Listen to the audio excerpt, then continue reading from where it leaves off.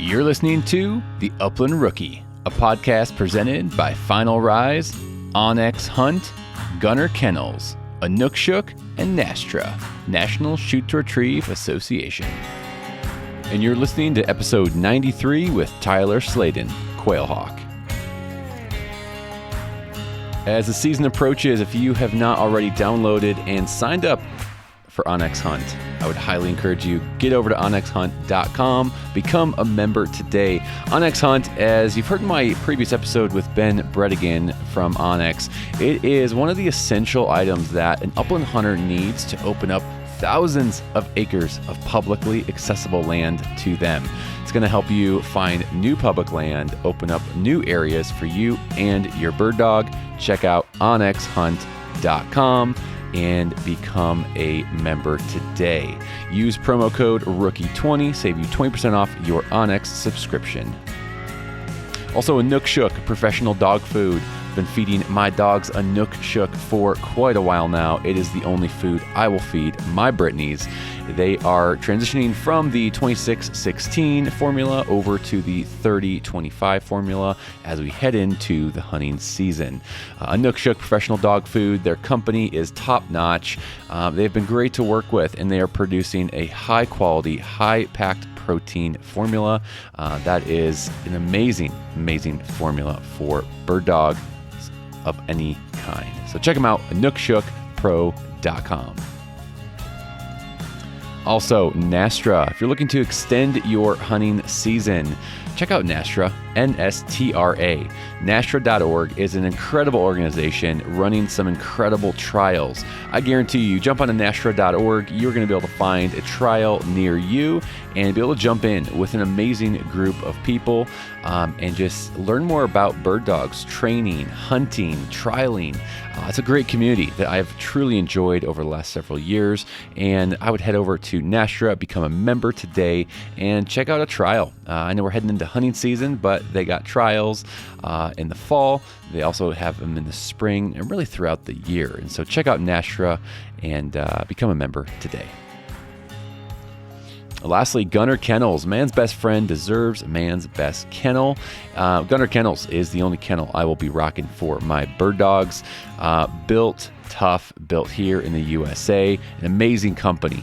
Edison has just really perfected the dog kennel, and all the accessories that go with it: fan kits, orthopedic pads, food crates, you name it. Gunner Kennels is a top brand in the market, producing the best dog kennels, hands down, on the market today. I've said it before, and I will say it again. I've used every single major kennel brand on the market. Gunner Kennels is by far the best I've ever used. From the grippy feet, the doors, the latches, the vents, the drain plug. It's the little details, the built-in handles. It's the little details of this kennel that make it above and beyond every other kennel I've used on the market. So check out Gunner Kennels. Also, check out their brand new Gunner bumper that's on the website now at gunner.com. All right, friends, we're going to keep rolling here, and welcome to episode 93 of the podcast. I'm super excited to have Tyler Sladen joining us today.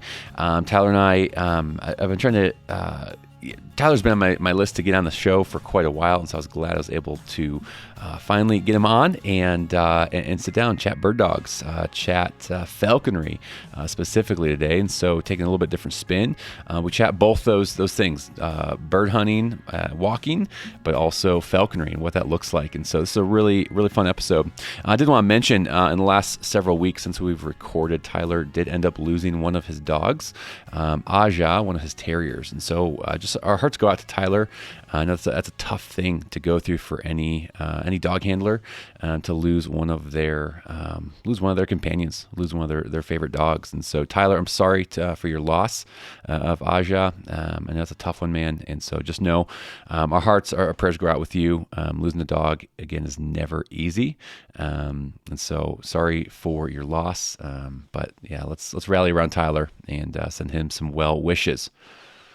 Other than that, guys, we got September 1st is coming up here just around the corner. We'll keep seeing photos you're posting, whether it's you're traveling to a new hunting spot, whether you're packing your truck, you are scoping out things on Onyx, whatever you're experiencing. I'd encourage you guys to tag the Upland Rookie Podcast in your posts, in your stories, in your reels, whatever it might be. I would love to reshare some of those for you and just get a peek into what our audience is experiencing, what you guys are heading into as we jump into a brand new season. It's exciting as August kind of turns a corner and gets ready to close out. It's fun to see, the excitement and the plans that are being made as we've, again, turn a corner from summer, whether it's training plans, roading, exercise, endurance. Maybe you got a young dog you picked up and you are, getting ready to drop in a field and go chase some birds. There's a lot of excitement. Cherish these moments. It's something special that we get to do. I've said that before.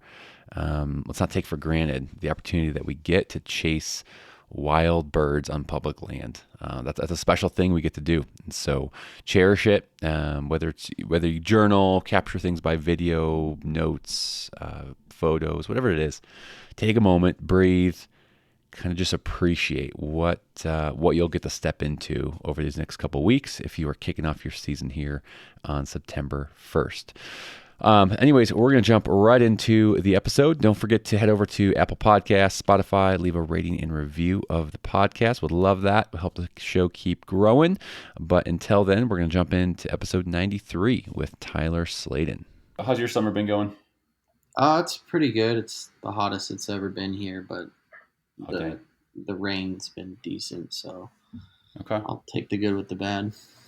Yeah. Does that mean you got to get out super early or super late to run dogs and all that?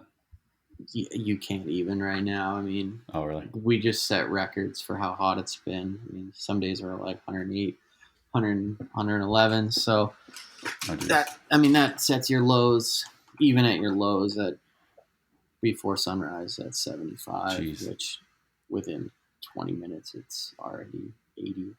Yeah, dude, that's brutal.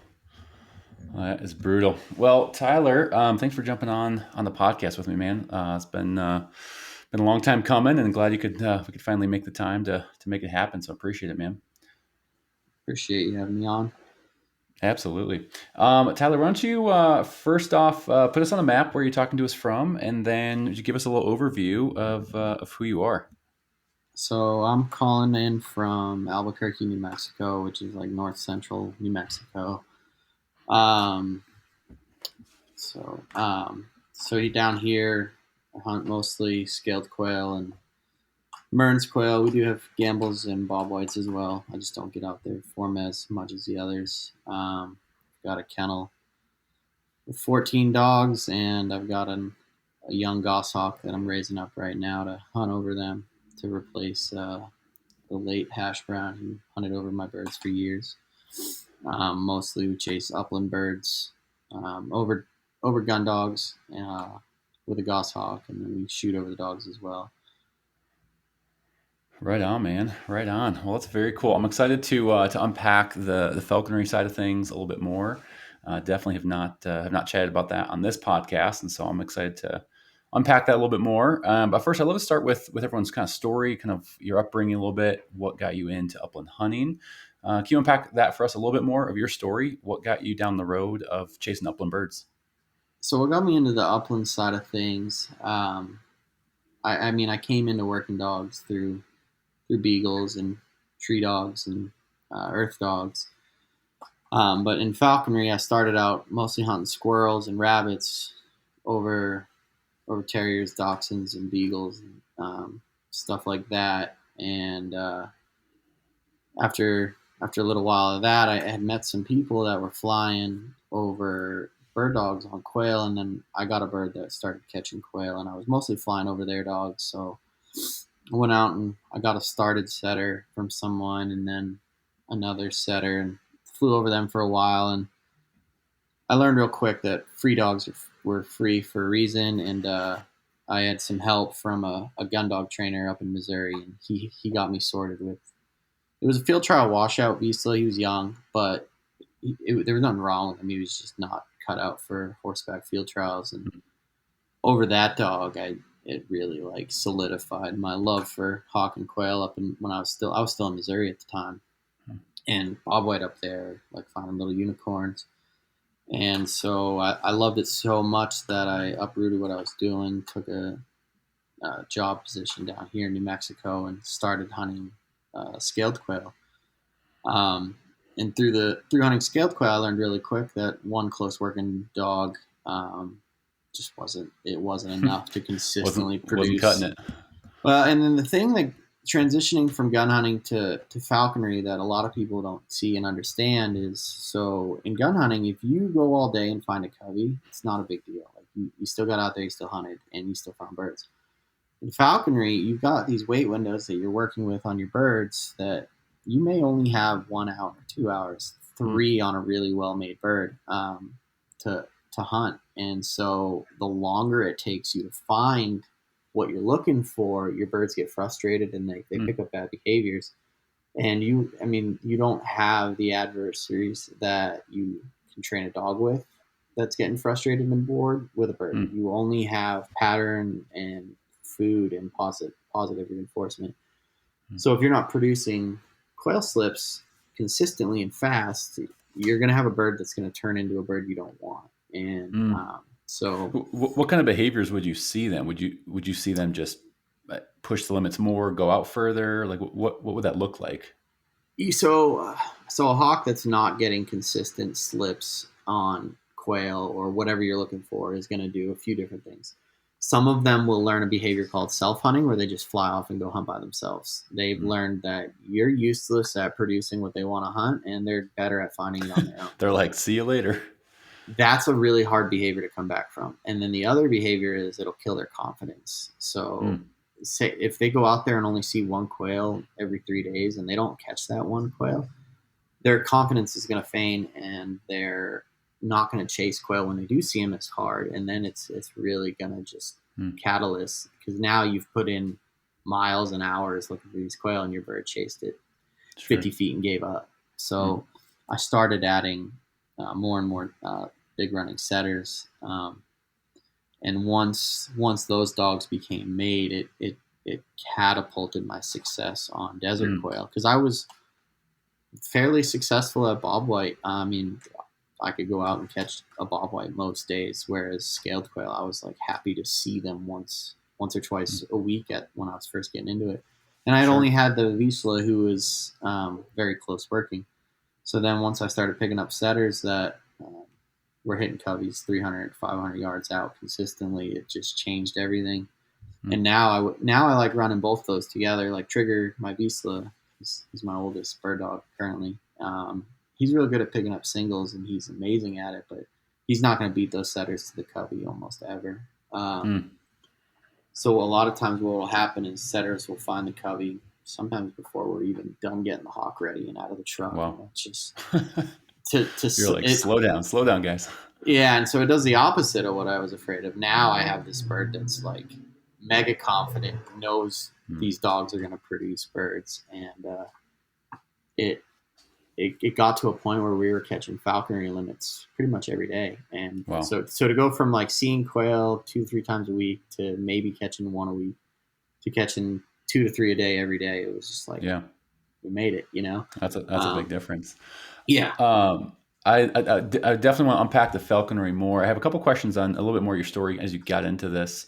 Again, I'm talking falconry and bird hunting, and I guess gun hunting. But was it the bird side of things, or the dog and the foot hunting, gun hunting that got you kind of the starting point for you? I mean, I hunted my whole life, but hunting over dog that's a whole nother thing. It's a whole nother niche. And so hunting over the birds, which require the dogs, got me more and more into the dogs. And then, I mean, like now, gun to my head, you make me pick birds or dogs, I'm going to pick my dogs. But I learned rather early on that when raising young bird dogs, solidifying that relationship with the dog one-on-one with a gun is much, much easier than trying to throw them into the falconry side of things. Like I won't let a young dog go out with my hawk. I just don't do it. you're not really helping the dog. You're not helping the bird. You might not hurt it, but you're really not helping either. So they're Mm. just kind of in the way. What's the harder side of things? So you got the two different sides. You got the dog side, training them, working them. You got the bird side. When you mold those two together, what's the harder one to again, catch me up. I have no clue how the falconry side of thing works. So what's the harder side, I guess, when you're trying to mesh those two things together? Well, I mean, dogs can be trained at so many different levels, and so can birds. The bird takes more consistency, more. It definitely takes. It takes.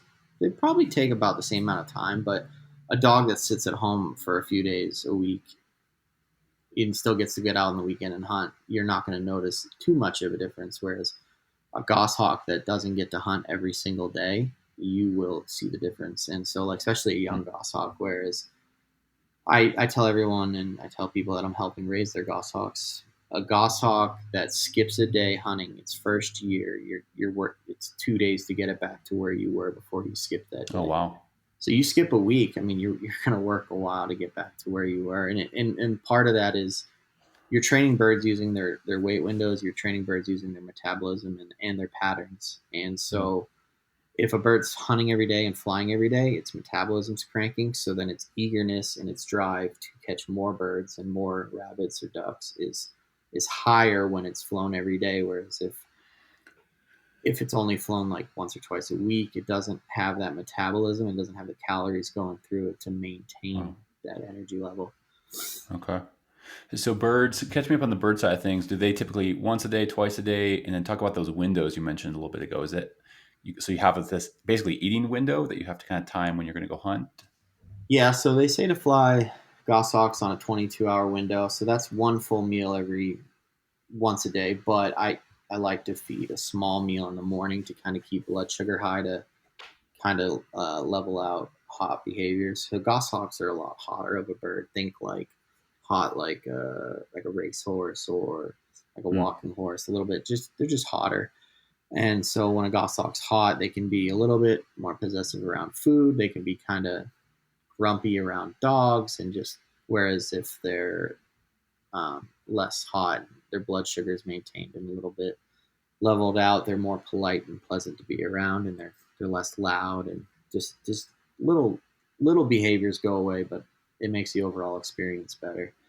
Mm. So in the morning, typically, like when you're flying a young goshawk, you'll wake up in the morning, weigh your bird, give it a little snack on the lure, and then go to And sorry, work. you weigh them. Why? So we're controlling them through their weight. So Oh I'll wow. just use my last goshawk as an example. His name is Hash Brown. He flew best on a 40-degree day around 660 grams. And Wow. so 665, he would hunt with me and my dogs fine. But if I wanted to introduce like you or your dogs and things he hadn't seen before, less tolerant at even 5 grams higher in weight. So like I would have to actually probably drop him like 2.5 to 3 grams to kind of introduce new things. And No way. yeah, it gets real technical. And I mean, you can be as technical and obsessive as you want with it. I mean, there's But other even birds. grams, but even different grams, like you'll notice different behaviors from the bird. Oh, absolutely. Wow. Years ago, I flew a sharp-shinned hawk, much smaller version of a goshawk, basically. Um, my male sharpshin flew at 86.3 grams. That was like his money weight. He was going to catch sparrows off the fist at that weight. If he hit 86.8, I was like the boogeyman to him. He was terrified of me. No way. Yeah, so like the smaller the bird, the smaller the weight window, and the more drastic they act with different subtle weight changes. Most falconers fly what are called Harris hawks or red tails. They have some of them have like 30 to 50 gram weight windows, which is huge when you're Okay. comparing to like a sharp shin or a goshawk that has a tenth of a gram to 5 grams. So Wow. yeah, That's falconry can super get technical. Oh my insanely gosh. technical really fast. Like Yeah. I can't imagine a dog person weighing their dog every morning and being like, "Well, he Every hunts the hunt. best at 39.3 pounds." Like, You know someone's gonna try it after listening to this. maybe. I mean, I'd love to hear how it goes, but Yeah. Bring a little portable scale with you in the truck. there's a book called like A Sporting Chance, and the guy he hunted with cheetahs, and so he talks about controlling cheetahs through weight, like we do a falconry bird. No way. And that was always a cool read. And there's more books about that guy and what he did with those cheetahs. But he was hunting like pronghorn and jackrabbits with a Wow. cheetah at heel. Oh my gosh. That's what's that book called again? Sporting Chance, and then there's Okay. the other one that dives into it a little bit deeper is Tales of an Indian Prince. Okay. Very cool. Well, we're already kind of into the falconry side of things. We're going to keep going because this is super fascinating. Um, Take me through. You mentioned a couple different species of birds. What birds have you personally had? Maybe can you mention some differences between the different species of hawks you've had? So I've trained red tails, Harris hawks. I've trained kestrel falcons, Merlin falcons. I've trained Optomato falcons. Wow. Um, my main thing now and what will be for a long time is I like goshawks, and there's a few different flavors of goshawks. Like my last goshawk was what is now classified as an American goshawk from the mountains of New Mexico, and my current goshawk is a Russian goshawk from the Ural Hmm. Mountains of Russia. Oh, Both wow. goshawks, they're separate species now, and then the Russians birds, there's two Russian subspecies. So like depends how far Wow. into it you want to get. Overall, they train pretty much the same. They're just like subtle differences in size, wing shape, and a little bit some behaviors, but they hunt the same things. They're relatively the same bird as far Okay. as the training aspect. So will you stick with the goshawks moving forward? Yeah, and so the reason I like goshawks so much, they're very forgiving as far as accipiters go. So goshawks fall under the classification of accipiters. They're very forgiving compared to like a Cooper's or a Sharpshin. They can hunt. There isn't an upland bird in the United States that a goshawk cannot catch. Hmm. They can catch them, and they can do it off the fist. Now, they'll have more trouble with some more so than others, but generally I can go anywhere and gun hunt with my dogs, and then when I'm done gun hunting, I can pick up my bird and I can go hawk whatever I want. If I want to Hmm. go catch ducks, cottontails, pheasant, quail, sharptail, they're all on the menu. Wow. Whereas like a red tail, generally like you're pretty much stuck catching squirrels and rabbits. Or a Harris Okay. hawk. Harris hawks are a little bit more versatile in catching like some can catch quail and some can catch pheasant, but they don't do it the way a goshawk will. They'll Is need that a more. combo of? So I'm so sorry. Is that a combo of like speed and strength of the bird and size, or? Yeah, speed. Okay. Goshawks are catching things right off your glove in a drag race, and they're just Hmm. outright faster than pretty much any game bird. Now, game birds obviously have tricks up their sleeve to evade goshawks, but in a straight line, like if you took any game bird out to the middle, like the Saharan desert, and cut one loose, it's not going to outfly a goshawk. So Hmm. that's why it's goshawks for me.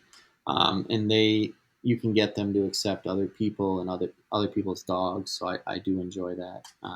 I like flying over my buddies' dogs. It like it's not them watching you hunt at that point. It's they're running their dog and your bird's catching birds over their dog. So Hmm. I enjoy that a lot. That's awesome. Can you talk about the process of I guess getting into falconry? And I think I've heard you on a different podcast share about, do you have to like catch the bird as a baby in a tree and get it real young? Can you get them older? So when you're first getting into falconry, you're what's called an apprentice. So like say let's just like make up a scenario.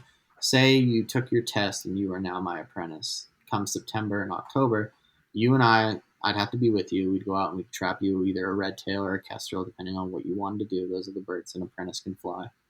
And you would train this red tail to probably hunt rabbits. You can catch pheasant if you can set them up the right way to catch pheasant. They're not going to catch pheasant off your glove, but and so you would train a bird under my supervision for 2 years. And then once you're done, if I think you're ready, I would sign off on your permit. You can get what's called a general permit. Hmm. And with your general permit, you can pretty much have any native bird you want, other than like bald eagles, for the most part.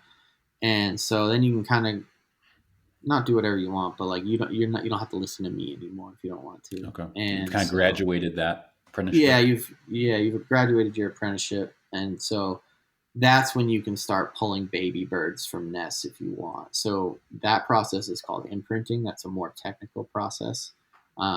It's arguably one of the hardest ways to make a bird, but once that bird is made, the work is generally worth it. So as an apprentice, you're trapping a wild red tail and you're training it, and you can be out hunting 2 weeks later. It's not Wow. a lengthy, hard process. It's consistency and pattern and reading the bird in front of you, more so than training it for a full year like you would Wow. a So hand raised trapping, goshawk. yeah.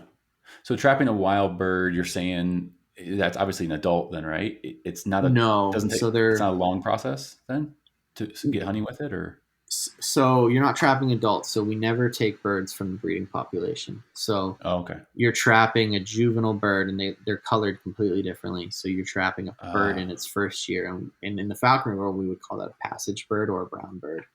Okay. It's a bird in its first year.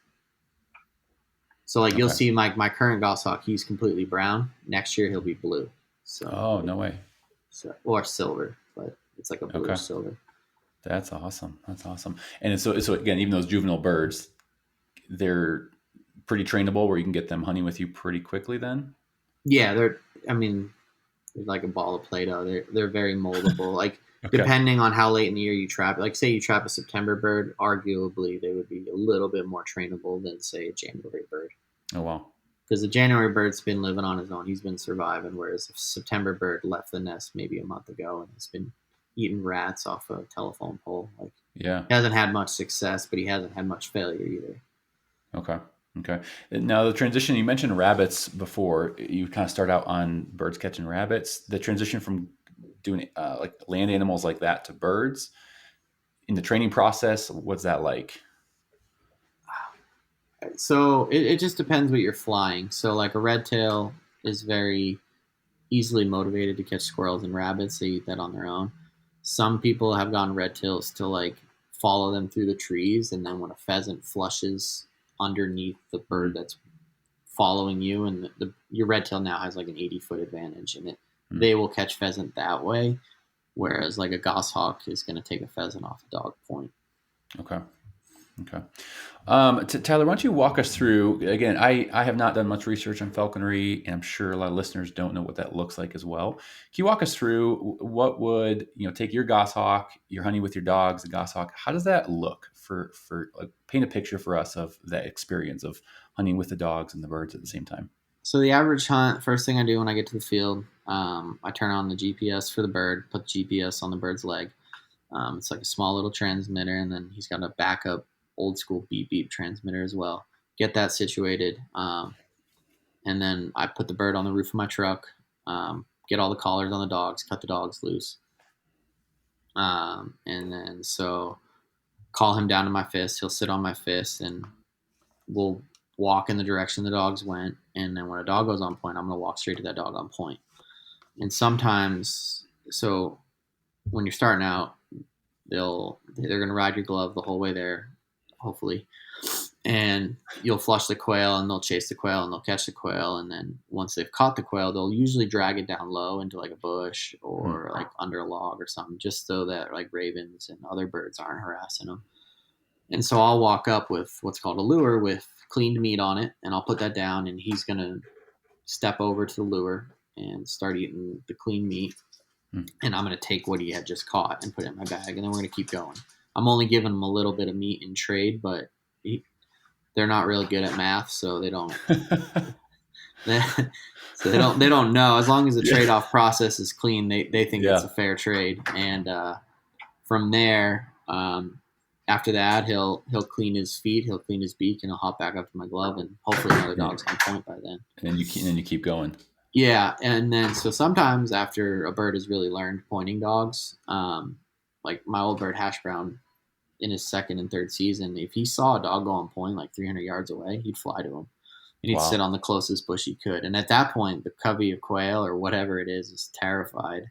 So Yeah. like you can take your sweet time at that point. But sometimes my older Vizsla and Hash Brown, they they don't need me at that point. They're like whatever. It's just And like he'll the bird will jump down and he'll try to flush the quail himself and then chase him. And the dog's like, oh, okay. heck yeah, I'm just gonna follow this bird. And then next thing you know, you're watching like quail tear across the desert, and then a hawk and dog in tow, and then like you'll Wow. see the quail put in, and then sometimes the goshawk gets so excited and he flushes them again before you even get halfway there. Oh, wow. Wow. Not ideal, but it's Sure. cool to see like, all right, these two have figured it out, and they've voted me off the island. Yeah.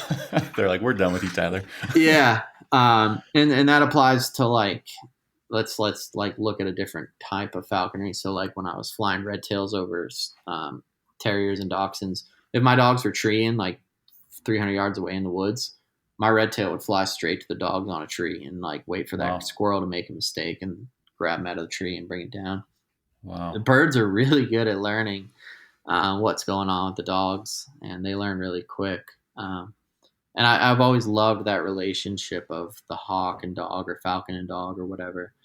Um, and That's the other thing with falconry, there's just so many ways you can do falconry that you could never touch all of them in a lifetime.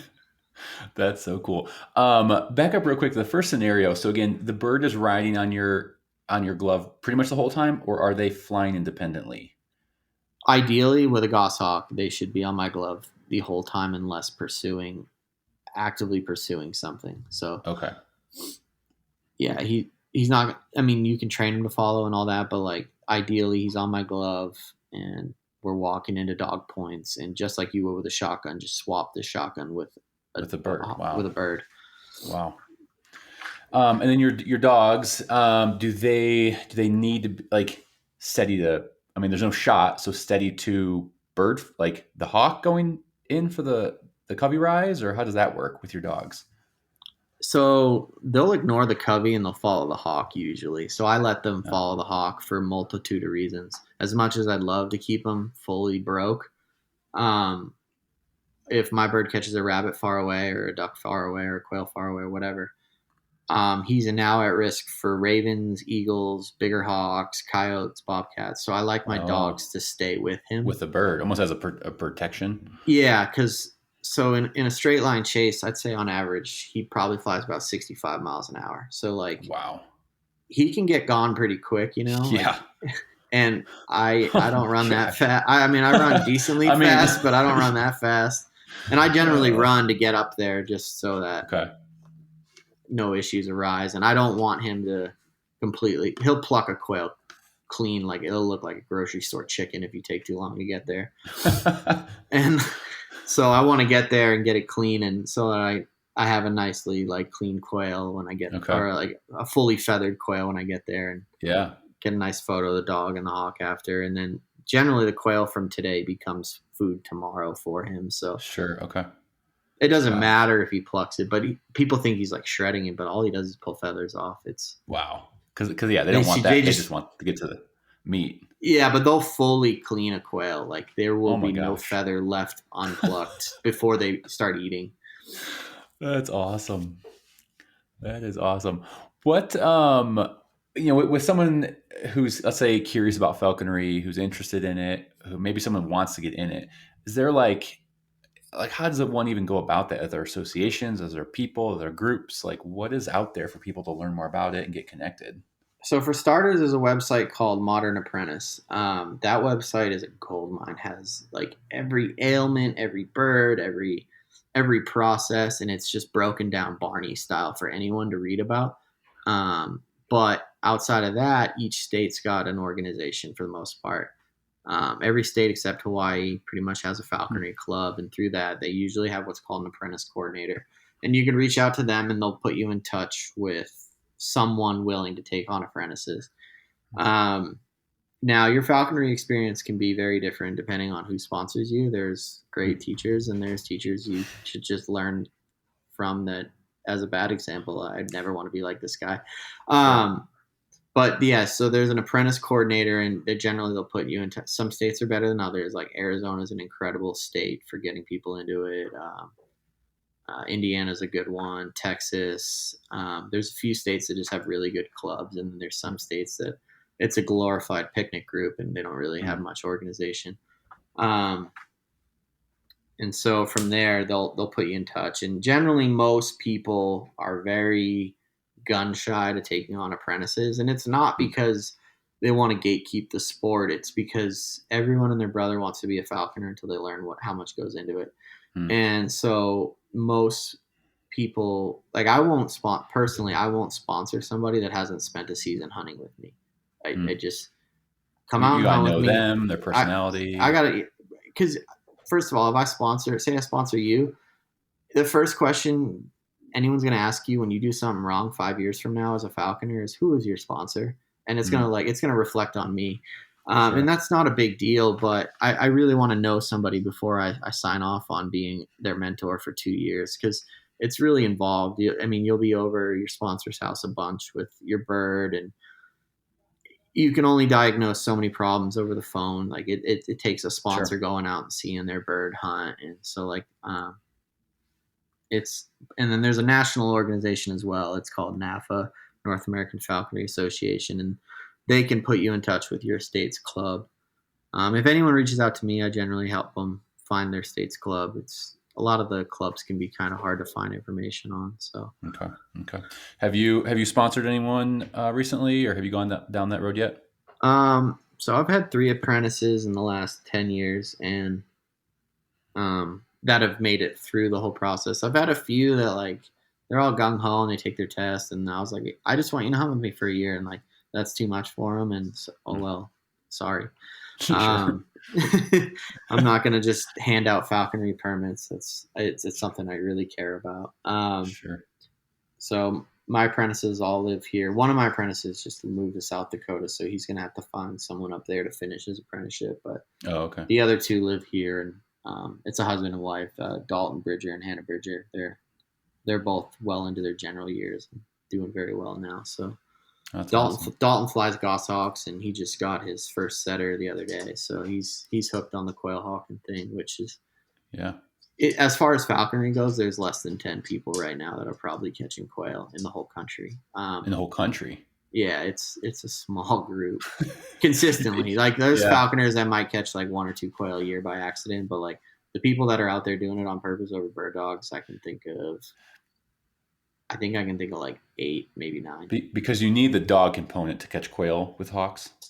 Pretty Yeah, much. and that's what makes it hard for a lot of falconers, because you got to think, you get into it, and most people start with rabbits, so they get like a rabbit dog, or they don't get a dog at all, and then, well, they're like, well, I'm a general now, I want to catch quail. They don't have a bird dog, and like I was hitting on earlier, that producing slips within an hour or two is almost essential to starting a bird on quail. So to do that one without a bird dog sure, it's doable in some urban areas that have quail or pheasant, but to do it consistently or to get reflushes, I mean, you're fighting an uphill battle. Yeah. That's crazy. Do you find it more so with hunting with the hawk and the dogs? Are you covering typically more ground because of the bird than you would if you just went out with your dogs? Does the bird add more? Like the dogs are covering more ground, more range in a given day? It's probably about the same. I mean, in a 2 hour hunt, I usually cover, or 2 to 3 hour hunt, I usually cover like 6 to 8 miles on average, I'd probably say. Okay. And that's a normal evening for us. So with the dogs, honestly, probably cut down on your walking, because whereas you'd be grid searching and doing quail death marches, with the dogs, I'm walking from dog point to dog point, if ideally. So Wow. That's so cool, man. That's so cool. What's I mean, if I had to ask you, what's your favorite part about falconry? Is it the dog and the bird component? Like for you, what's the thing that just gets you excited day after day? just when it goes perfect, which is almost never. But That's what keeps driving you, at least. yeah, I call goshawks a heroin hawk, because you're just like chasing this perpetual dragon. Because in your head you paint this picture, and the picture you paint is dog slams on point, second dog comes into honor. Either you have a flush and dog come in and flush, or you come in and flush, and bird pulls it off the rise, and everyone cheers and claps, and it's perfect. And like it does go that way a lot, but like when you when you start thinking about, well, it's a 180-day season. How many days did it go that way? You're like, damn, it really didn't go that way that many days. So that to me is perfect. I love that,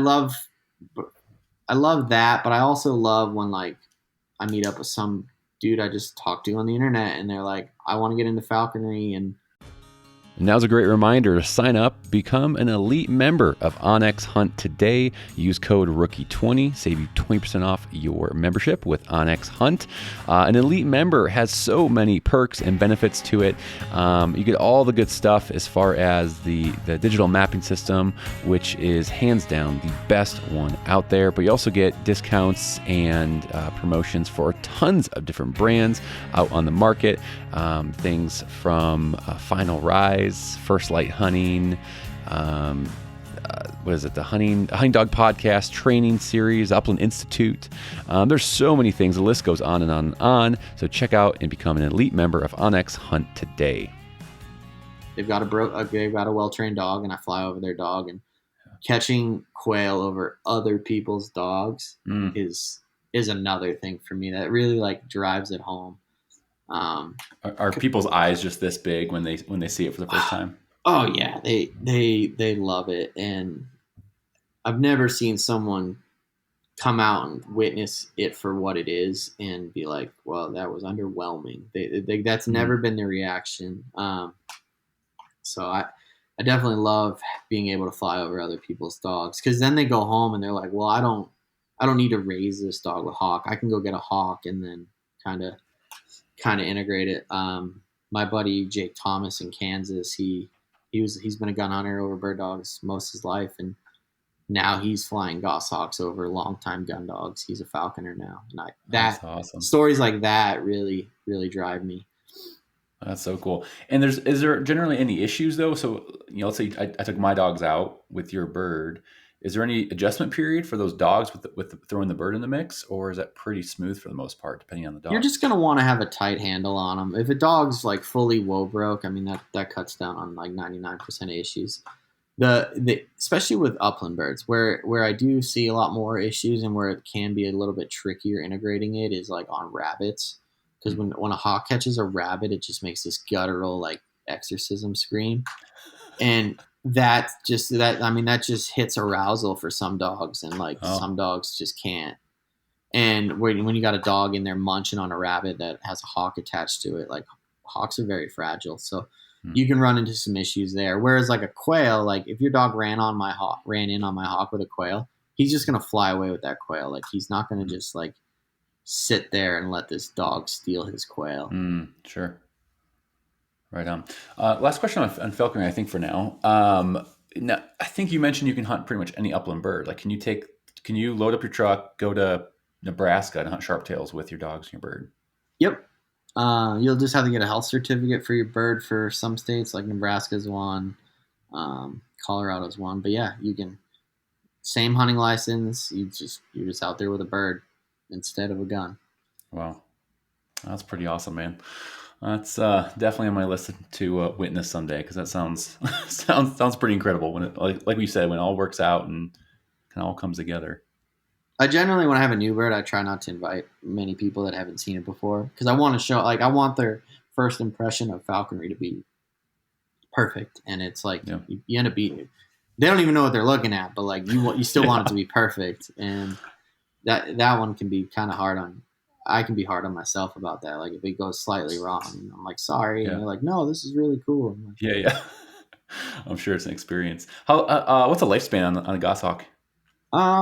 In captivity, they can live like 25 years. If you're wow. hunting them, if you're hunting them every day though, and you're hunting them hard, like that is a very unrealistic expectation. Birds die very easily. Like all it takes is hitting a barbed wire fence at 60 and it's over. Or a coyote coming in on it on a rabbit, it's over. Like you don't. They weigh 1.5 pounds. Like there is very room. There's not much to them. There's not much room to fix sicknesses and ailments and injuries. Like a wing injury or a leg injury is a very daunting process to repair. I bet. That's awesome, man. Catch us up on last season. What were maybe some highlights from last season for you? And I also like to someone who hunts as much as you do. What's something maybe you learned last year that was new for you as a hunter, as a falconer, whatever it might be? Just catch us up on maybe what were some highlights and maybe what were some of your takeaways from last year. So last year was a long season. So I took, since Hash Brown passed away last spring, I took last season kind of a step back from falconry. I didn't want to raise another bird, which is a very immersive process that consumes your summer and whole winter. So I was like, I'm gonna check off some bucket list gun hunts because I won't have a hawk. I did end up flying a buddy's goshawk for like a month, but she only wanted to catch jackrabbits, so I ended up giving her back. I was like, this isn't what I want. Sure. So I went up to Minnesota I wanted to see the true Northwoods. Like I'm from New England, but I wanted to see the Upper Peninsula of Michigan. I wanted to see Minnesota. So I went up there and I was able to scratch off spruce grouse over Kira, which was the last upland bird in the country for her. I have now shot every upland bird over her, and it was like a goal of mine that it was nice to finally do that. So the spruce grouse was the last one you checked off. It was the last one. Wow. It was a cool experience. We ended up getting on that hunt. We got 2 rough grouse and a spruce grouse, and then Wow. I missed a woodcock, which would have been cool, but I definitely killed the tree. Then we also went up to we went and hunted ptarmigan in Colorado. That was a great time. I ended up getting altitude sickness and COVID at the same time on that hunt. Oh, I think I remember seeing that. Yeah, that was Dude, altitude sickness alone is rough. Yeah, I do not recommend. That was a very crazy experience in itself, but it was cool to. I've hunted ptarmigan before, but it's just take gun specific trips. That was nice, and then so after Minnesota and after ptarmigan, I was like, maybe I should go for every upland bird in one season, and I came super close. I only came one bird shy of doing it. I wasn't able to get out to California and hunt mountain quail, but okay. I just got in the truck and I just didn't stop. We hit like every state, and it was probably one of the best seasons of my life. Don't get me wrong, I miss falconry dearly, but it was fun. It was a break that I was able to focus on the dogs and just hunt everything from Montezuma quail to sage grouse to spruce grouse, and then I definitely had a. That's how you put 100,000 miles in your truck, right? Yeah, I bought my truck brand new last August, and I just hit 93,000 yesterday. Gosh. So I definitely did some driving. We ended up finishing the year in Georgia on Plantation Bobwhite, and that was definitely a cool experience. It was different. I've hunted bobwhite in so many different states, but like it's nothing like down there. It's seeing 5 coveys in an hour was like a normal thing down there. It was crazy. Dang. And it was such beautiful, beautiful terrain. Something I learned,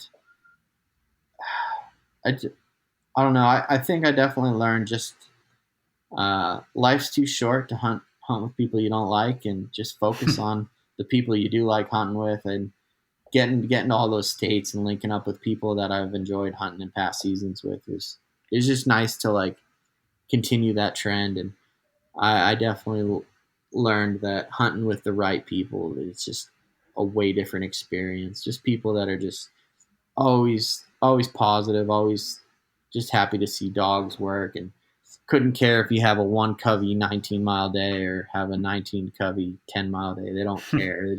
They're just those people that are always a good person to lean on. So I got to hunt with a lot of friends.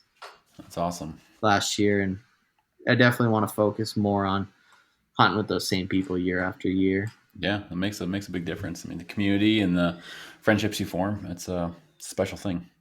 Yeah, I mean, over the years, I've hunted with a lot of people. I didn't end up really not that they were bad people. I just didn't jive with it, and it's fine, you know. Sure.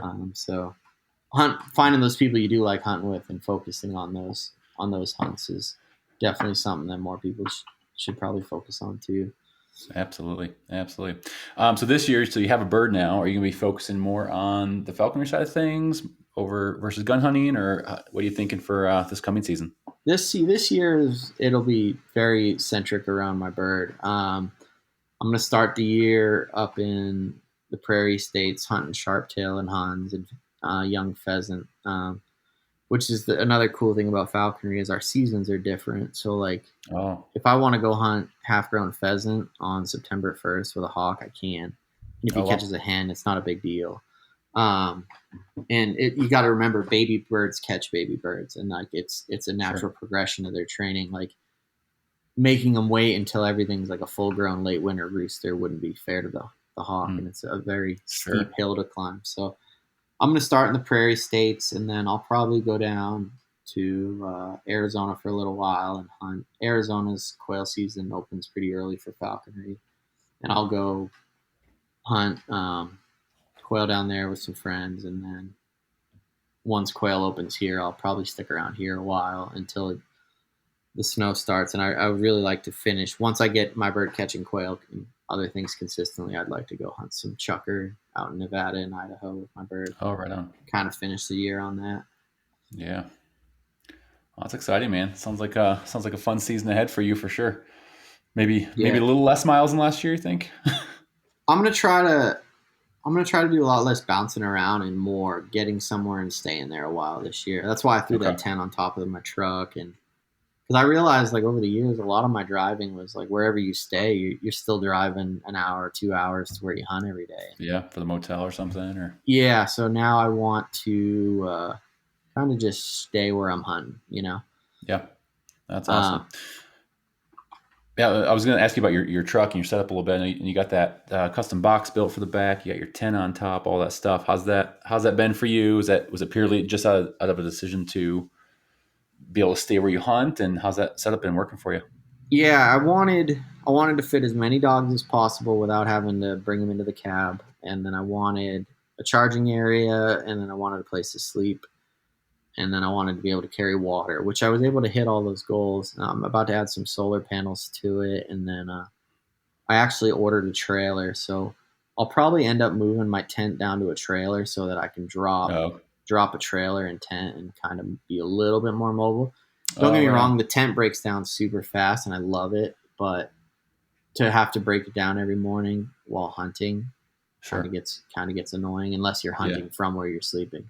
Yeah. Yeah. So So the rooftop tent would just be on top of the trailer. yeah, I would just throw it on top of the trailer. I like Okay. having it on the truck, especially when you're driving cross country and you get tired and like Yeah. I'm not 20 anymore. I don't sleep in the front seat as well, and I definitely don't bounce back the next day as I used to.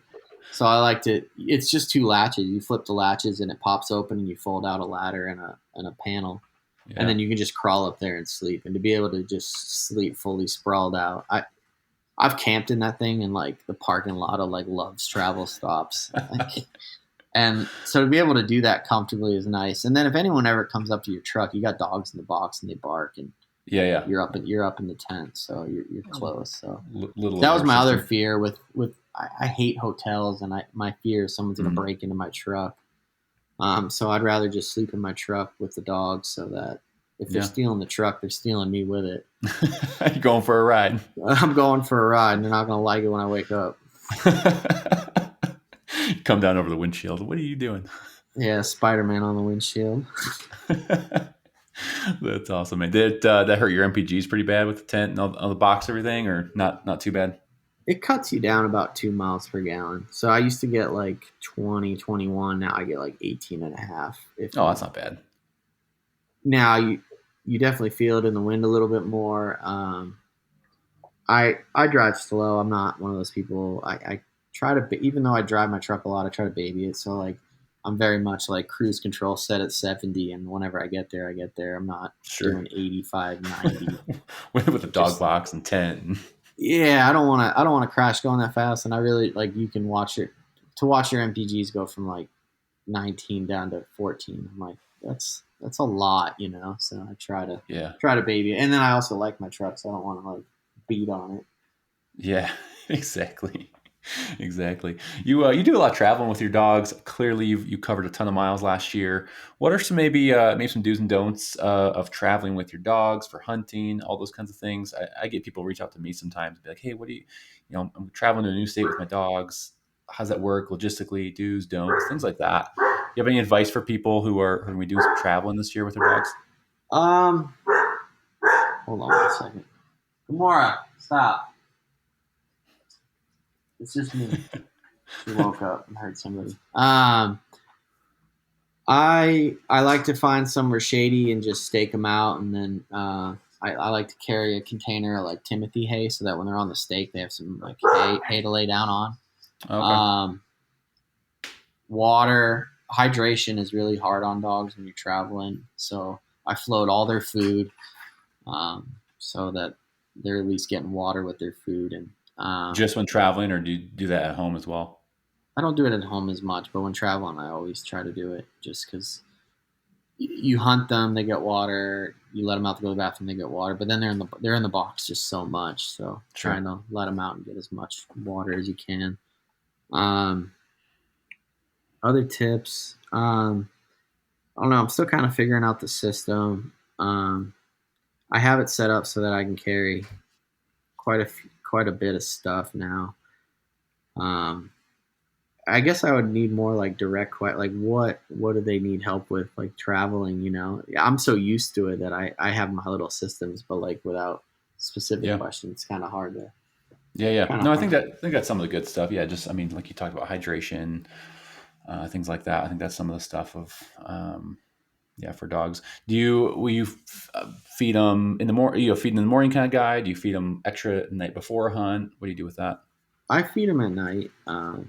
I don't Yeah, I don't like to feed them in the morning because I don't want them running around with a belly full of food. So I always feed at night. If it's a dog that's hard to keep weight on, I'll feed them twice a day. But other than that, I generally Yeah. do once. And then I'm feeding a Nook Chip 3232. So Oh, you're doing it's the high calorie. in the hunting season. Yeah, we don't feed it here in the off season anymore. We do the 2616 all summer. And um, I like that blend. I definitely miss scooping less like you do with 3232, but Sure. it's a lot. It's too hot of a food to feed when they're not even running. So Yeah, absolutely.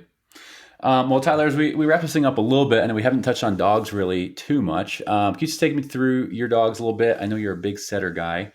Why the setter for you? I know you still have a Vizsla as well. I've got one Vizsla who's 8, Okay, and your then older one. yeah, So it's what is it? Trigger. Yeah, what is it about the setters for you? When you got quite a few, I know. So I got 7 setters. I just like how natural they are. As a photographer too, I just find them striking. Like Mm. very seldomly do I look at a setter on point and not want to pull out a camera. Like it's just they've done it for me since the beginning and they continue to do it for me. I like how natural they are. I like how hard they run. Some people think they're not as heat tolerant because of their coats. That's not my experience. It's not many people hunt in a hotter area of the country than I do and live. So I think that's more conditioning and more a little. There's a little bit of a genetic component there too, but Mm. um, they kind of check all the boxes as far as some of mine are really good retrievers and some of mine couldn't be bothered to pick up a bird, but most of mine from skedaddle lines love retrieving. So um, and then I love them around the house. They're just Mm. generally a piece of furniture around the house, and I appreciate that when you have this many dogs, you start to appreciate that more and more. Whereas my 8-year-old Vizsla, who still acts like a puppy and wants to wear my skin, I couldn't do that if I had 14 of those. I'd lose my mind. It's like you got to draw the line somewhere. Yeah, I gotta draw the line somewhere. So yeah, they do it for me, and then I've got a few terriers too. I've got Yag terriers, and I use them as little flushing dogs and retrievers. But I also use them for work as well. And Yeah. so I've got 2. I've got Mouse and Aja. They're German terriers. Okay. And how do you pronounce that again? Yag. Yag. It's really Yak. If you go like if you want to say it like German way, what What it translates to is Yak in German is hunt, so it's the hunting Oh, terrier. okay. Those things, So dude, those things look badass. they, the, they look like badass dogs. I love them. I will always have them. They're well-bred ones are very good retrievers, flushers, and then they've got incredible little noses. And then the nice thing about them is they're tiny. Yeah. They're 15-pound little dogs that can do a little bit of everything, and I appreciate that about them.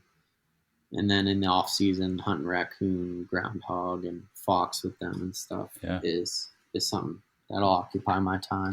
But I also That's use them pretty at cool. work for clearing attics, clearing crawl spaces. So That's cool. I saw that video you posted a couple weeks ago with your terrier. I think you were on the roof and you had to run down to the little. Was that a raccoon that was taken out? yeah, so Okay. what had happened was customer called me. Their dog got into it with a raccoon. Their dog ran the raccoon up onto the roof, and the husband was cool about it. He was just drinking by the pool, just trying to enjoy like his Sunday or whatever. The wife was freaking out, and she wanted that raccoon gone. It hurt her baby. She Yeah. wanted it gone. And they called me, and I was like, well, I can probably catch pull it if it's up on the roof, but if it gets away, I'll just stage my dog down there so that it doesn't get away. Um, and so what I did is I went up over the roof and I tried to catch pull it, but it was in an angle I couldn't, and I knew it was going to bail if I didn't catch pull it. So it bailed damn near into the jaws of my dog, and Aj is not going to let a raccoon get away. She's going to go tooth to tooth and hold it until I either collar choke her off of it or it dies. So I was able to climb down the roof, run around, grab the raccoon, grab her, separate them, and get the raccoon in a cage. And customer was beyond thrilled. Raccoon's gone, and the Five guy, star rating. yeah, the guy before I had let the dog go, he was like, "That little Yorkie's not gonna." Yorkie. Yeah, they called her a Yorkie, which I just Uh, laughed. I was like, "Yeah, whatever, man, sure." yeah, sure. Because I heard that before, and because it just messed up like his 40-pound pit bully Yeah. mix thing, and here's a 15-pound dog going tooth to tooth with it with Yeah. hardly a scratch after. And Oh man. he was like half in the bag sitting around the pool. He thought it was the coolest thing ever. And Oh, I'm sure. the wife was like, "Oh, is your dog okay? Because mine's not." And I was like, "No, mine's fine. She'll be all right." And we left, and as we were leaving, like the whole neighborhood was coming out, like to see Oh, what I'm the sure. noise was. And I just waved. I'm like, "Bye." Like See you guys. I'm Call me not if you here to need make me. yeah, I'm not here to play show and tell. I got the Yeah. raccoon. It's hot. I want to get my dog cleaned off. Oh man, that's funny. Those is it a trial game you go to with the terriers? So yeah, so we don't have the hunt testing for Yag Terriers like they do for Draughts and other German breeds here. So the American Hunting Terrier Association puts on 3 trials a year, and then each one's a championship based on the region. So like up north, it's a go to ground championship. Out east, it's a treeing championship, and then Oh, down different like south, and divisions almost. yeah, and then down south in Texas, it's a hog baying championship based on like what they hunt in that region. Okay. So we were out in Kentucky. That was the treeing championship. Mouse took Mouse took third in treeing. Aja took second in retrieve. Aja won the lure course, and she placed in a few other events. So we did pretty good. There's a lot of over the last 5 years that I've been going to those terrier trials. Because I've had terriers a lot longer than that, but I just started going to the trials like 5 years ago. Every year there's more and more people, and it's just growing and growing and growing. Like we're having to introduce new judging rules and like kind of plan it better and better, because before it was maybe like a dozen dogs, and now like Yeah. it's not unusual to see 50, 60, 70 dogs now, and it's No way. insane. Yeah, it's Wow. getting really big, and I love it, and the competition gets harder every year, and Yeah. I'm loving seeing it grow. And I'm The glad some that sorry, go no, go ahead. no, I do go ahead. Well, I was just gonna just say make a comment that some of the coolest photos I've seen you post are from the hog Yeah, so the hog aspect. bay. So That people is pretty cool. a lot of people ask what that is. So what a hog bay is and what a bay is a bay is a terrier's job is to hold whatever it is there, whether they hold it there with their teeth, their strength, or by barking and applying pressure. That their job is done. So there's terriers range. Like you have hard dogs that are just going to lock jaw and hold stuff. And then you have smart dogs that are gonna bark until backup shows up. So Mm. what a bay competition is, there's one dog and two dog, and the dogs, you start with a perfect score of 100, and the dog has to be within a certain range of the pig. They have to bark the whole time. They have to maintain eye contact. And every time that dog breaks eye contact, they're docked a point. And Oh, then wow. if they're every second they're outside like a 10-foot circle of that pig, they're docked a point. And so Oh, um, they're and then if they grab the pig and maintain contact for 5 seconds or 10 seconds, they're disqualified. Like they're terriers. They're little. Their job sure. is not to catch. Because these pigs You are know, good size. yeah, and every now and then they're usually about 150, 200 pounds. Their job is not to bite and hold a 200-pound pig. Sure. Um, but sometimes they're required to put teeth and remind the pig that they're not afraid Mm. either. So like Mm. they'll get them in the armpits and the ears and like just remind them, they're like, hey, stay put while I bark at you or I will bite you. And Sure. that's what they call mixing. And so some dogs have enough presence to just bark and hold it and keep it Mm. perfect. And then other dogs, they like to they get rowdy and they like to apply a little bit more pressure than Yeah. they need. And Just a reminder. yeah, so Dude, how do you find the time to do all these? I mean, from the photography, the bird aspect, the terriers. I mean, that's pretty freaking cool. they all kind of work together. Luckily, I'm self-employed, so my boss runs a real loose ship. So uh, I do my own scheduling. That helps. That helps. Yeah, I couldn't. It didn't work out as well when I worked for other people, and they Be didn't like, you're going understand. where again? They didn't understand that I needed like 6 months vacation a year. They didn't understand that. They didn't like that. No, they didn't like that much. That's pretty cool, man. That is pretty cool. Well, Tyler, as we wrap this thing up, one of the questions I like to ask every guest, thinking about the new upland hunter out there, maybe someone who's just getting started into upland hunting, what's a piece of advice that you'd give them? Go hunt with a bunch of people. Don't just hunt with the first people available Mm. and call it good. Your experiences are going to vary with everyone that you get out there and hunt with. Go hunt with a bunch of people. Find your circle, and then once you feel comfortable and you feel like the people are emulating the kind of hunting you want to do, stick with them. Mm. Yeah, too many people, they just hunt with the first person they meet that'll take them hunting, and then they stick with that, and they don't even know what good is, or they don't know what they're missing because they hadn't seen it. And so Mm. I just tell people, go hunt with a bunch of different people. Mm. Go experience it for yourself. Get in the car. Go meet your internet friends. Mm. Get out to functions, Quail Forever functions. A lot of those Her Upland functions are great for women. Go to falconry meets. There's just so many different ways to get into hunting now, and I love it. But go sample a few. Mm. Don't don't take the first one you get to the bank. Mm. Would you add on and also say for the dogs too, hunt over different dogs, hunt over different Yeah, breeds, go and see a just see bunch. what? Go see some horseback trials. Go see a Nastra trial. Go watch a NAVDA event. All the dogs at those three events alone are like completely different, and you will Mm. find what you want. You'll find what you like, and Sure, until you've seen all the different things, you'll never know truly what you like or what you want. So that's great, there's man. there's there's a lot of different dog venues, and they should all kind of be explored or at least previewed. Don't take someone else's opinion of them. Totally. I love that, man. It's great advice. All right, last section here. I'll go over rapid fire questions, and you just kind of give me your off the cuff answer, and we'll bring this thing home. Okay. All right, for you, what came first, the dog, the gun, or the bird? And when I say bird, I mean the species you hunt. Um, Dogs and guns can't kind of came at the same time as a kid, but as far as my adult experiences, the bird came first, and the dog was like not even like a week after. And then through getting more and more into gun dogs, from there I started shooting over young dogs, and then I shoot over my adult dogs too. But it was a way to kind of raise up my falconry dogs and kind of sort Mm. through them. It was just gun hunting over 'em. That's awesome. What gun are you carrying into the field and why? So for the last few years, my Ruger Red Label 28 is kind of my go-to. If I'm like chucker hunting some gnarly stuff or hunting in some stuff where my gun's gonna get dropped or you're gonna fall, like in rough Mearns country, I'll carry my. I've got a CZ Woodcock that I don't think I've cleaned in like 7 years. It looks like it was dragged behind my truck, but it still shoots. So I love that 20 gauge CZ Woodcock.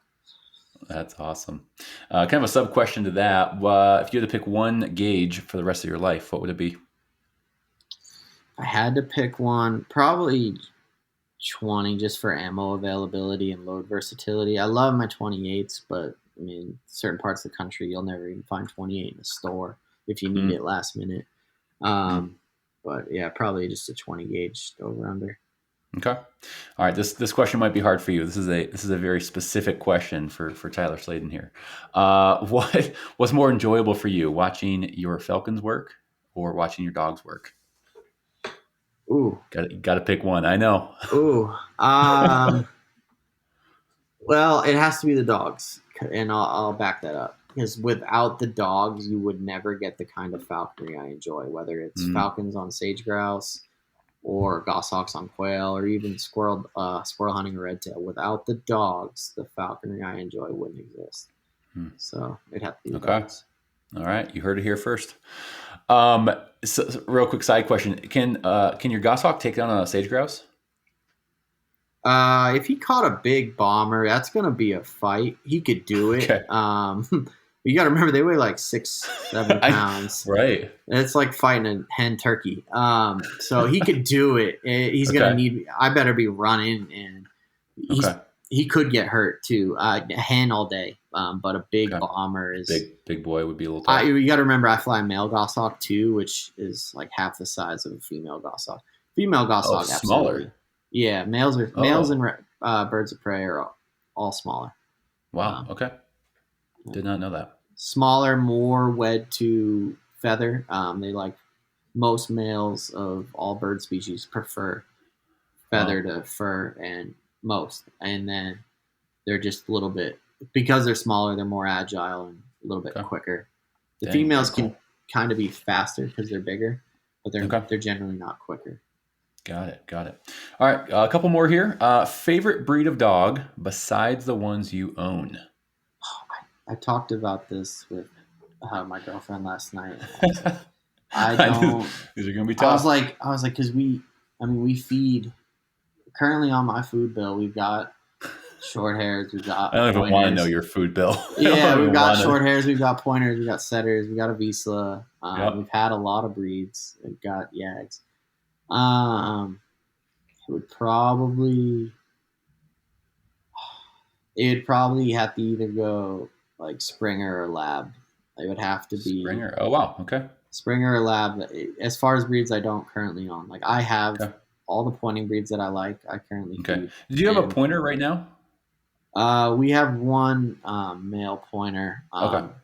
He's we got one young male pointer. He's about Okay. a year old. Cool. Cool. He's still in the pointing mosquitoes in the dark and pointing butterflies phases, but he looks like $1,000,000 doing it. Hey, I mean, that's all that counts, right? As long as they look good doing it. Yeah, he looks like a damn statue, and he's just dripping with muscle, but he's pointing bugs. Oh, hopefully he grows out of that. Yeah, Uh, he will, but yeah, that's where yeah. he's at right now. That's the only experience I can drop. That's the only pointer I've Yeah. ever had here. Okay. Very cool. All right. So lab or a Springer. Very cool. Favorite bird to hunt and why? Favorite bird? Um, it'd have to be either scalies or chucker. Okay. For many reasons. The big wide open country, to be able to the dogs can reach out as far as they want, and then the falconry that comes with them is very hard to like to catch scaled quail or chucker on the wing consistently is a Mm. giant ask. And then they always push dogs. Like some of them, they like to run and they like to be ratty, and they're always doing something different. And then sometimes they'll surprise you and hold like $1,000,000, and you'll walk Mm. into a 50 bird covey rise at your feet. And I love Yeah. that about them. They're just so inconsistently consistent. Scalies and Chucker. As for New Mexico and what I hunt the most, Scalies. Close second for quail would be Merns, but That's awesome. when I leave, I really enjoy hunting Chucker in other states. That's awesome. All right, just a couple more here. Best and worst gear purchase for you in the last year or so. Best gear purchase in the last year. I picked up. So I had one of the original Final Rise vests from Matt. I had like one of the original uh, probably 50 or so, and then so he made me a new one, and that was really cool of him. So that my Final Rise vest for sure. Worst gear. Hmm. When I say worst, maybe you thought you were going to use this, maybe you thought it was going to be helpful for you, but you're like, you know what, that was pointless. Oh, I bought one of those things to like step over barbed wire fences, Oh yeah, yeah. easier. I hated that thing. The thing is so dangerous because like if it slips, you're gonna Oh, like invoke a lot of pain. And it has, and I've ended up oh ripping more gosh. pants using that stupid thing than I would just like crossing barbed wire normally. And then it's like huge. It's not huge, but it's decent in your bag to carry. Oh man, I that thing was hate pretty that thing. popular last season. That was all over the internet.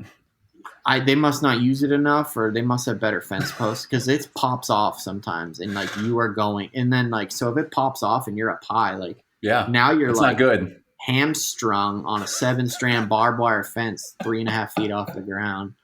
And I'm not Oh that tall gosh. to begin with. I'm only 5'9", so like, here I Oh am gosh. hung on a fence because I trusted this $11 piece of metal. Yeah, I don't like that Oh, thing. that's hilarious. When it works, you can feel it when it clicks in good to some fences, Yeah, but then there's other fences where it like just doesn't, pointless. never like settles. And then once you get up there and you're on one side of it, you're like, this is gonna Yeah, fall. But this is you've bad. already committed to it. Right, You're you like, can't. There's no going back.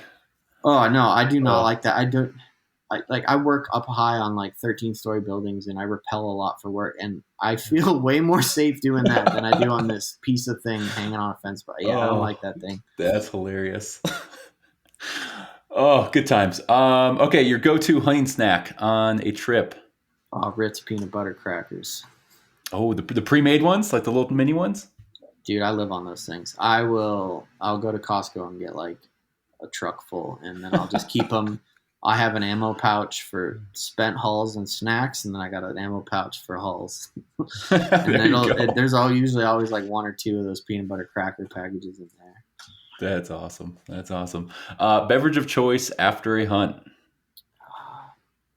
Usually just water, but those body armors, the sugar free Yeah, yeah, strawberry yeah. Those are banana good. ones, the strawberry banana ones, the sugar free ones are just tastes like a milkshake, and I don't feel as guilty drinking it. Yeah.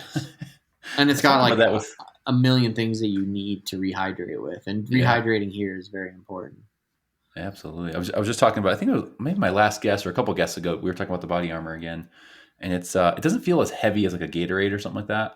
Gatorade feels super. Just I don't know. It's super Well, rich. the plastic in the Gatorade one, it feels like a meal, but even Yeah, the yeah, bottle, yeah, you could like put through a windshield, whereas like the body armor would break. yeah. Exactly. Exactly. Oh man. All right, last one for you. Another hard one. Out of all your dogs, I know you got a lot, different breeds, different for different uses. Who's your favorite dog? Uh, the bird dogs, it would have to be Kira. Kira's like the most wholesale, like she'll find quail on the moon kind of dog. She's gonna go Mm, all day. Heat won't stop her. Um, she might not. She's not the best retriever, and she might not do as well if it's super dry and not windy. But on the average day, she's gonna find more birds than mm. any dog on the ground, and Wow. she's been that consistent her whole life. So have to be Kira. It close second would be my little terrier Mouse. She's just my buddy, man. She goes on every hunt. She looks like a cool she, dog. she does a little bit of everything. Like she goes into Home Depot with me. Like she goes to work with me. So, and That's I funny. swear, the only thing stopping her from speaking English is vocal cords. Like she's just like that kind of dog. Whereas like here, if you're not hunting, like even right now, she's laying under a bed or under a couch somewhere. Sulking. Yeah, she's like, we're not hunting. All right, I'm gonna go sleep somewhere comfortable, and she will never deny herself comfort. Tell me when we're ready to go. Well, Tyler, this has been so much fun, man. Thanks for taking the time and unpacking more about your story, your journey, more about falconry. I really appreciate it. All right, man. I appreciate you guys having me on here. Absolutely. Where can it's just Tyler Sladen, Instagram, Facebook, all that kind of stuff? On Instagram, it's Quail _ On Instagram, it's Quail_Hawk, and then Facebook, it's just Tyler Sladen. Okay, right on. Yeah, I know you do some killer photos and some great shots of things. So I think I'd encourage people to check it out and see some of the work and things you're capturing out there. All right, man. All right, brother. Well, thank you so much. I really appreciate it. All right, you be good. I hope we can link up this season. Absolutely, man. It'd be a blast. All right. Well, that's a wrap of episode 93 with Tyler Sladen of Quail Hawk. Tyler, thanks so much, man, for taking time. Share your passion, man. It's clearly a passion for falconry, bird dogs, just developing bird dogs. It's been so fun to see over the years just grow for you and what you've invested into your dogs, into people around you. And so thank you. Thanks for your time. Thanks for being able to share that with lots and lots of people in the Upland community. Really, really appreciate it. Hey guys, we got a few days till season. I hope everyone is doing well and just excited heading into a new upland bird season. Whether it's you're traveling to a new state, you're hunting local, whatever it might be safe, have fun. Remember, we get to do this for enjoyment. We get to do this to chase new birds, experience new land, and so enjoy it and just have so much fun.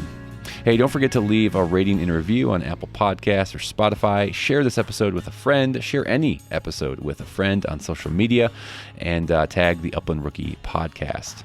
Until then, go put some miles on your boots and follow your favorite bird dog.